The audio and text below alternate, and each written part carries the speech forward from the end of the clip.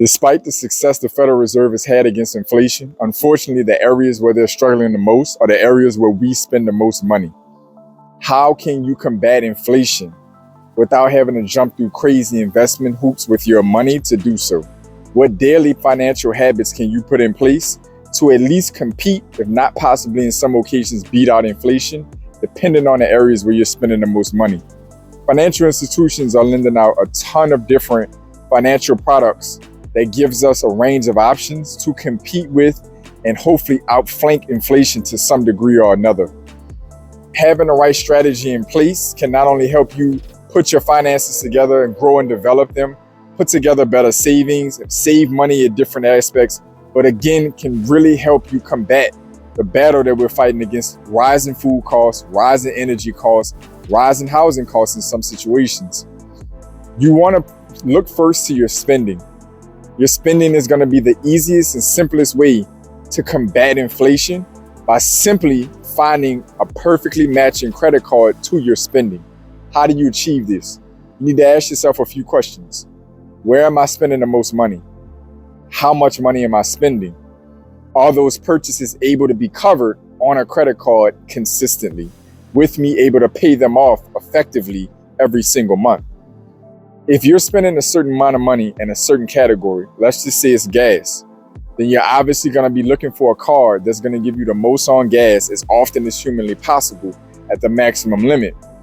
If you're spending $5,000 a year, not a month, hopefully you're not spending the $5,000 a month on gas. $5,000 a year on gas, $6,000 a year on gas. That's about $400 to $500 a month in gas spending. That is where you're going to want to find a card that's going to give you at least around 2%, 1.5%, 2% is the ground floor, but you're looking for 3%, 4%, or 5% cash back consistently as possible. Good example is going to be the Citi Custom Cash Card. This card gives you 5% back in your highest spend category, up to $500 per statement cycle, which is per month.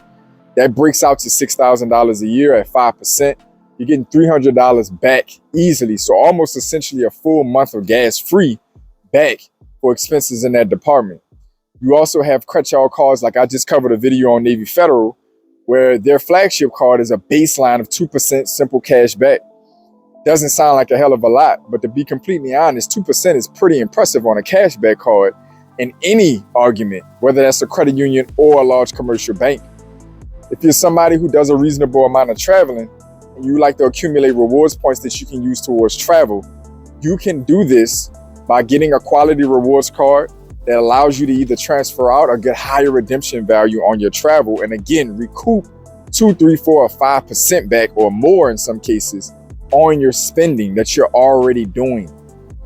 Inflation is going to vary and is extremely volatile when it comes to energy and food. It's not going to be an easy battle to keep up with. You're simply looking to be able to combat it as much as you possibly can without having to do anything crazy financially to accomplish it.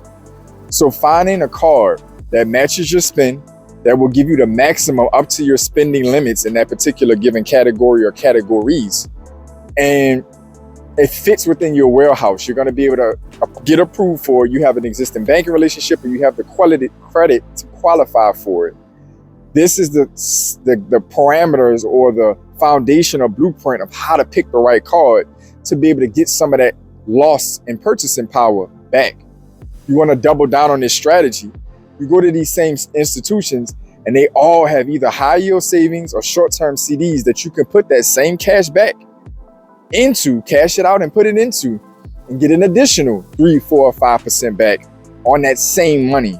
Now that same expense has not only gotten you 2 to 5% back in credit card rewards points and simple cash back, but you've also been able to take that exact same money after 6 months, 9 months, a year, take it and throw it into a high yield savings account or a short 3, 6, 9 month CD and get another 3, 4, or 5% back on that money.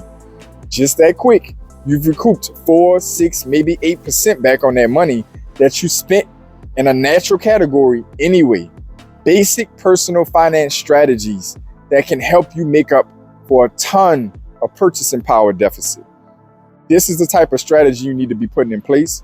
And I've thought it would be valuable to bring it to each and every one of you as something to think about.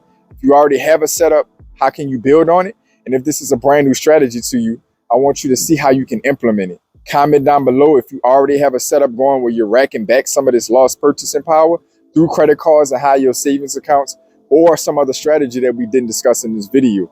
Comment down below if this is brand new to you and you're still trying to figure out how you can put this together in your personal finances. I will respond in the comments.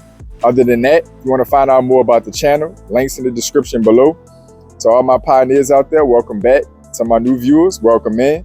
I want y'all to stay focused, stay in motion. I'll see y'all soon. This is JP from Blueprint for Prosperity Network, a channel dedicated to helping you increase your net worth through relationship banking, maximizing your borrowing capacity, the proper use of life insurance, and the ownership of real estate. Like the video, subscribe to the channel. I'm uploading content on a daily basis to help you customize your blueprint for prosperity.